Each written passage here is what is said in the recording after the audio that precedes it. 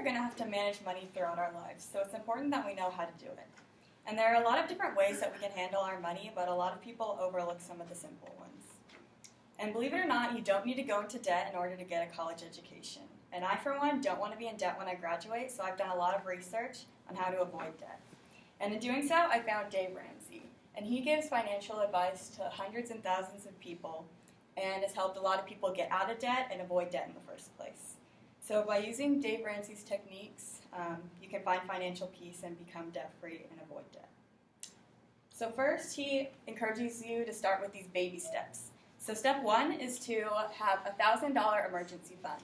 This is a small amount of money that you can use in case of an emergency while you're paying off your debt, but it'll grow later. And step number two is to pay off all your debt, excluding your house. So this would be like student loans, car payments, credit cards, stuff like that. And in doing that, you want to use the snowball method, which is starting with your smallest debt and working up to your larger ones. This kind of ignores the fact that some may have larger interest rates, but this method has been proven by the America's Debt Health Organization to better encourage people to keep tackling their money. And step three is to, once you've paid off all your debt, excluding your house, you can expand your emergency fund, and this is going to be 3 to 6 months worth of expenses, so this is going to be different for everyone. Next is step four, and this is investing 15% of your income into retirement, and it's encouraged by the Financial Services Review to use a Roth IRA, which is an account that's not taxable, and it's especially optimal for people who are just starting out in their careers. And then number five, which is something a lot of us might not be worrying about right now, but it's to start saving for your children's college, because it's been proven by the Economics of Education Review that kids that have an education savings account are more likely to graduate from college. And step six is to pay off your house. And all these steps might be things that you think you don't have to worry about right now, but the younger you start off, the better you are. And the last and most important step is to, once you're debt-free, is to enjoy the money that you have, start building your wealth and investing, and most importantly is to give. And one of Dave Ramsey's quotes is, "Live like no one else, so later you can live and give like no one else."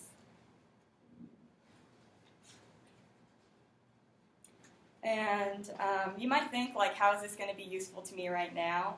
Well, you want to start off when you're younger to save your money.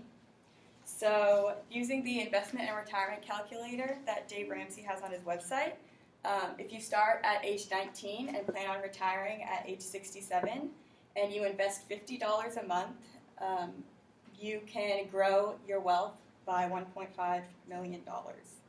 And Dave Ramsey actually recommends that you invest $100 a month, so that's only half of what he recommends. You're able to grow your money by that much.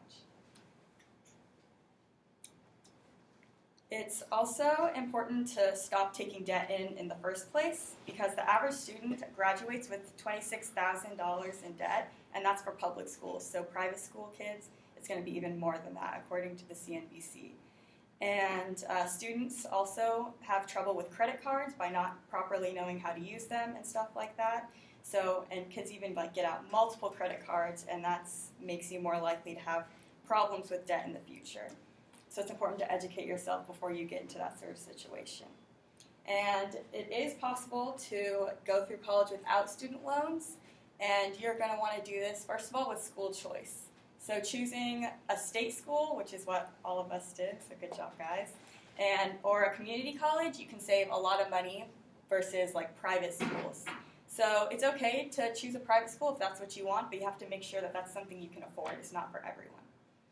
And the second one is to work. You want to be working while you're in school, and try to find something above minimum wage. Get creative. You can start your own business, babysitting or dog walking, whatever you can come up with.